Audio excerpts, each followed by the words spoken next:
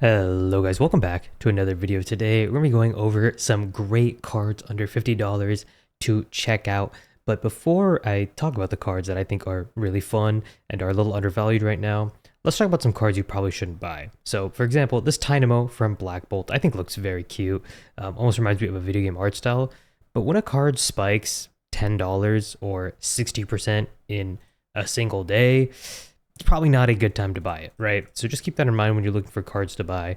The market is really prime for manipulation right now.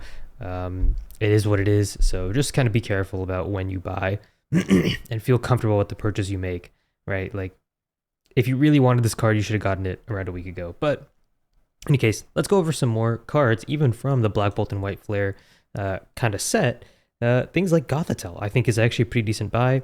It was extremely cheap a while ago. I actually picked it up for $2, but still pretty affordable at around $5. It spiked up to 6 and is now around 5, which I think is a pretty reasonable card for such a beautiful illustration rare. Now, it does come in a kind of 3-pack blister or 2-pack blister or something. So you honestly could just buy that as well. That, it comes with the promo card, which is kind of nice. You get to open some packs and you get a promo card. Again, going to be way over MSRP, unfortunately, but just is how it is. Another card that I think is really solid is this Scizor. Scizor is kind of a fan favorite, Gen 2 Pokemon. I think this art looks really solid too. It's like two Scizors having a duel, and it seemed some pretty insane price movement. This is from Obsidian Flames, so obviously that's not going to get as many reprints. The booster box price is really kind of going up. So the chance of this getting pulled more often is just going to keep going down as the years go on, as the months go on.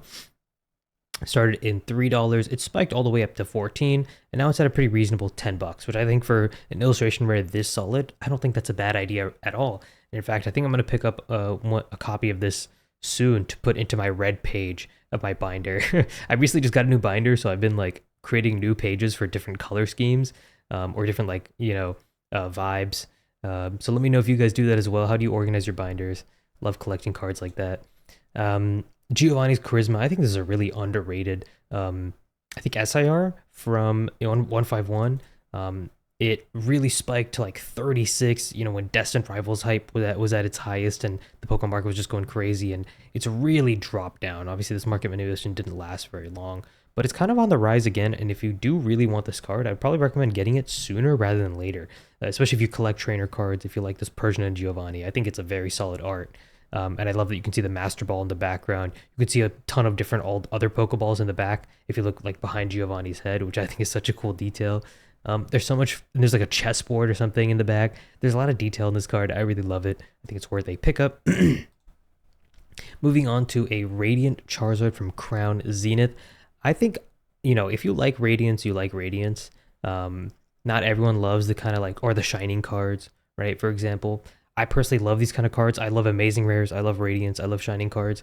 I do collect them. So Radiant Charizard, I think, is probably going to get more expensive as time goes on. It just saw a huge kind of price jump. I don't even think this was a buyout. I think it's just kind of natural price demand. As Crown Zenith gets more expensive, people are going to want this kind of Radiant Charizard more and more. Now it's a lesser hit, right, from Crown Zenith, but it still looks very solid. It's a good looking card.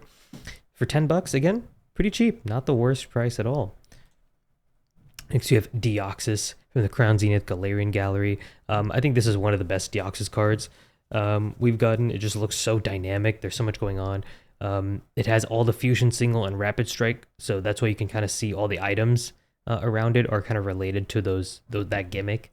So very much, this card is kind of a product of the Sword and Shield era, but I just think the perspective that's going on and the almost combat nature of this is very cool. It reminds me of the Deoxys and Rayquaza movie, if you guys watched that back in the day. And I think for $12, $15, it's not a bad buy. I pulled this myself from Crown Zenith a while ago, so I have a few copies. Maybe I'll consider selling one or two, but yeah, it's a cool looking card. So we have some Brilliant Stars Trainer Gallery cards. This Eevee is really solid. I think you got Bill in the background. Very cute and pretty cheap for an Eevee card that looks this good. I mean, other Eevee illustration rares, for example, cost much more. I think the one from Twilight costs more, and I think that one is better, but this one is still pretty solid. If you're an Eevee fan, I don't think this is a bad buy. And there's a lot of other cards in the Brilliant Stars Trainer Gallery that are just as solid. Brilliant Stars as a set, again, is Sword and Shield. It's only going to get more and more expensive to open, so picking these up while they're still available is great. I think the Jolteon might be my favorite out of the three evolutions that they have for the trainer gallery. Then you have Vaporeon as well, and Flareon. Flareon looks really nice here. I think there's Sylveon and Umbreon as well. For some reason, Espeon I don't think is in Brilliant Stars, but those ones are a little bit more expensive. I don't think they are under $50. And there's also a Dedenne in the trainer gallery, which I know the other Dedenne card is like the promo, the GX one is doing very, very well.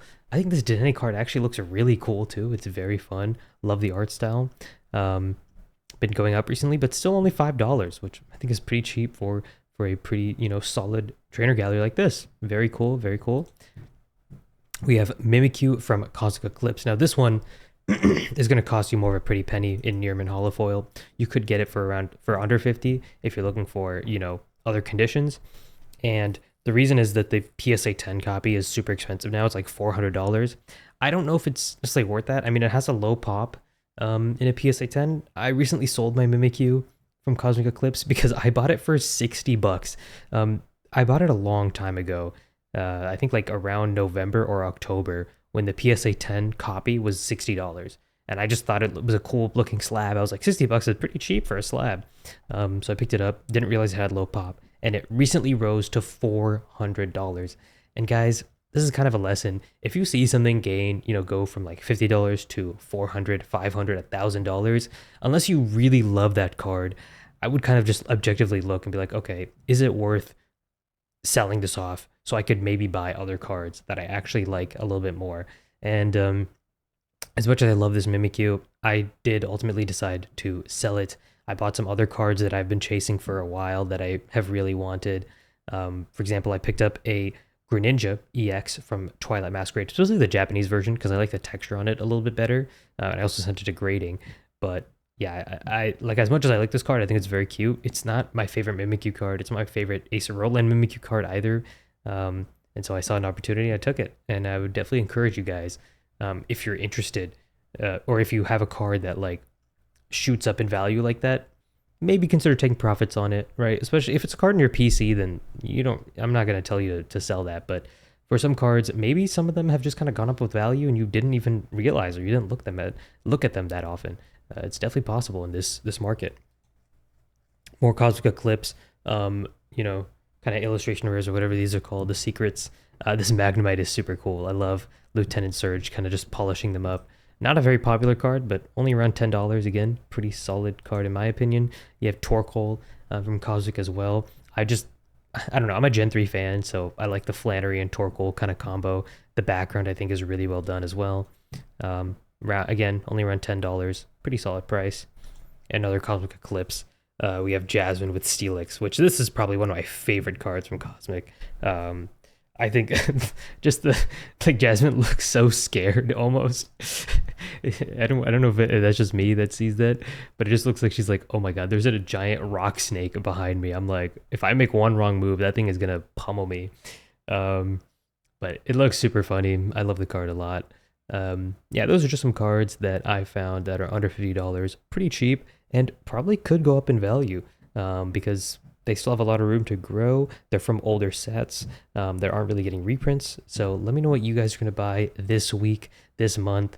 If you're kind of slowing down on buying because the market is going kind of crazy right now. I tried to pick out some cards that haven't moved too much. As I mentioned before, buying things like the Dynamo right now, probably a bad idea. You want to focus on cards that ideally haven't moved a ton in the last few weeks, that have either stabilized at a certain price or are actually dipping. Those are the best times to buy cards, just to ensure that you're not going to lose a ton of the value or you could have gotten a better price. But in any case, that's going to be the video. Let me know if you guys liked it, enjoyed. Make sure to like, subscribe, and I'll see you guys later.